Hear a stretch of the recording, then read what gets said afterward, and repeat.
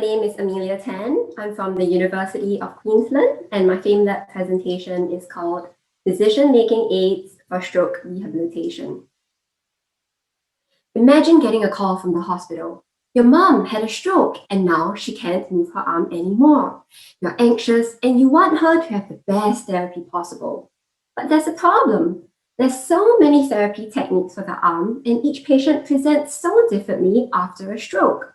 What worked for John might not work for your mom. Research only tells us how effective each technique is in general, but for your mom, the therapist doesn't know which technique would work best. If mom doesn't get the best therapy, she cannot feed or shower herself again. That was me when my mom had a stroke. And she's not alone, because of the 500,000 Australians with stroke, 60 to 70% live with disability resulting from the stroke. Now that sounds depressing, but I'm not here to make you feel like you can no longer trust therapists.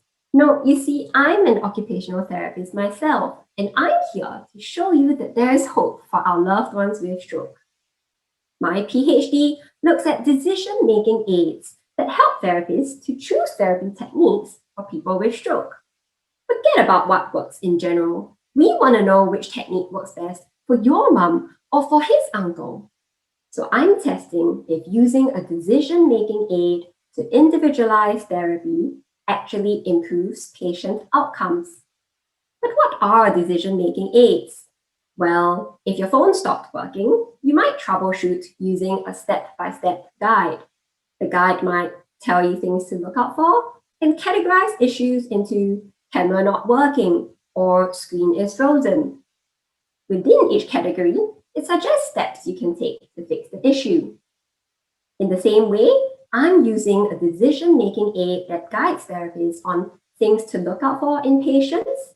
It categorizes patient factors into groups and suggests a package of evidence-based therapy techniques to suit patients in each category, while considering their unique goals and situation.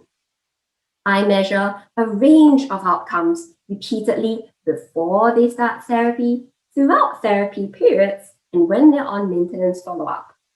I look at outcomes like how much movement they have, how easily they reach for a cup, and more broadly, how much they've achieved their therapy goals. We expect patients to have consistently better outcomes after finishing therapy.